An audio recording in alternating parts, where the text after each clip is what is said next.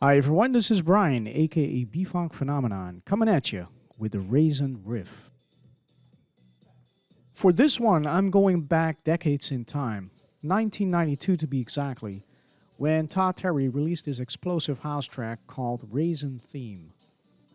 Unfortunately, I cannot fully play the track because of copyright issues, so I'm gonna dig into the Razen Riff, which came to light in the summer of 1997. So, let's get straight to it. This riff has different elements, or building blocks if you will. We have some twists, some cross steps, then we throw in a little flair and tap it out. So, just some basic stuff, but how to mix and remix all that into one fluent flow is where the actual fun is.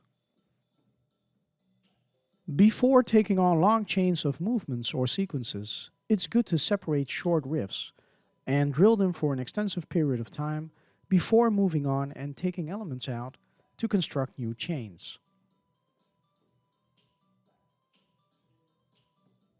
What you see right here is a basic twist.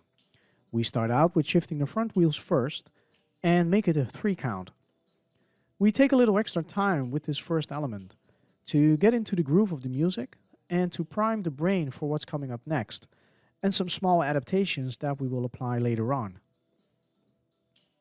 For successfully applying those adaptations, we need to be fully aware of when to pivot on which wheels. Stabilizing the upper body can be done in different ways, and it is essential to keep the personal locomotive integrity intact without necessarily changing the pattern or technique. This is what makes us individually unique. You can do the same movement, but in your own personal, unique way. A little later on, we're going to make a minor adaptation to this basic twist with big, funky consequences. It involves twisting on one leg, which means we have to shift our body weight to one side and initiate the twist with the upper body from the hips without making any changes to the basic technique. But first, let's go to element number 2.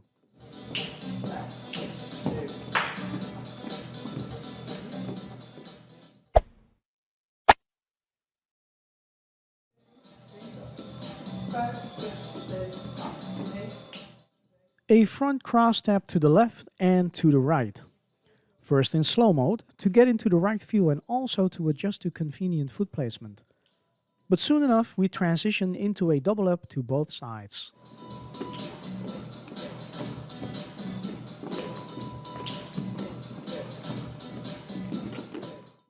Notice how we try not to pick up our skates as we cross, but roll sideways, keeping the front wheels in touch with the wood.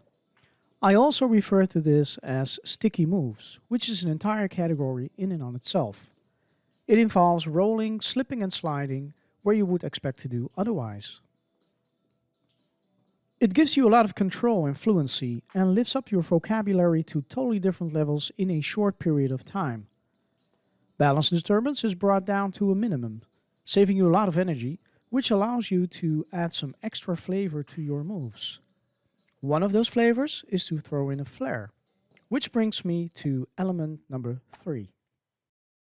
Whenever you're trying something new, always start from a point or situation you're absolutely comfortable with, and slowly progress from there with small incremental steps. That will get you the fastest results in a safe manner. Also try to experiment with different tempo variations before adding more layers of movements. Right here, we use the previous cross step as a preset to flare sideways right afterwards. It's a very effective way to play around with shifting body weight right after the cross step. Cross stepping is pretty common, but can easily look and feel pretty boring. But you can just as easily spice things up by randomly throwing in funky stuff like this.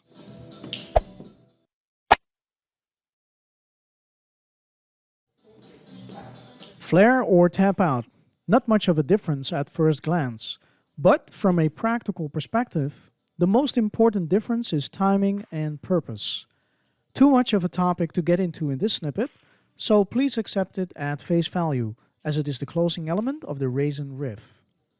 Moving the upper body in opposite direction as you flare out makes all the difference and levels up the whole movement, but with fun and funky consequences. So now that we have dissected the various elements that make up the basic Razen Riff, let's put it all together in an 8-count sequence with the basic foot placement and transitions. 5, 6, 7, 8, and 1, 2, 3, 4, 5, 6, 7, 8, 5, 6, 7, 8, and 1, 2, 3, 4, 5, 6, 7, 8. So we have a twist, cross, flare, and tap. Twist, cross, flare, and tap.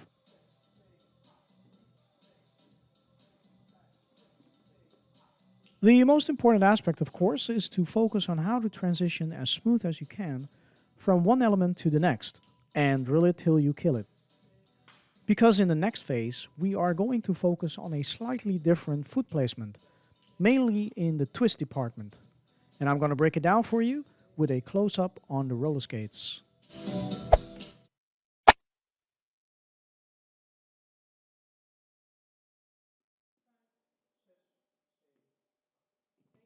A funky twist variation where the upper body leans slightly to the side while pivoting on the back wheels. The first pivot is on the back wheels, the second on the front wheels. All pivots happen with just one skate on the floor.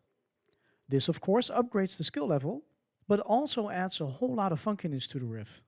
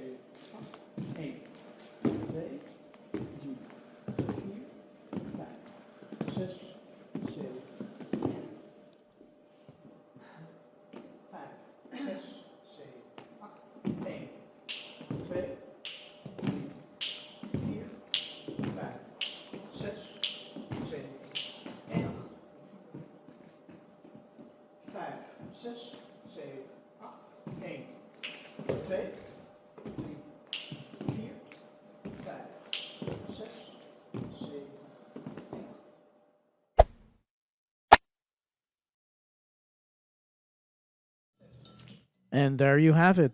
2 versions of the Razen Riff. The first one is the level A version. The second one is the upgraded B version, or Bfunk. The only thing I left out is the transition on count number 4. I want to leave that up to you to figure that one out and give you something to chew on. I hope you enjoyed this video. My purpose was to give a little insight in how to build riffs and how to level up with little adaptations and still keeping it funky. Make sure to drill it till you kill it, but remember, you need to practice forms to ultimately become formless. So, be aware you break out of them in time, construct and reconstruct, mix and remix everything you do.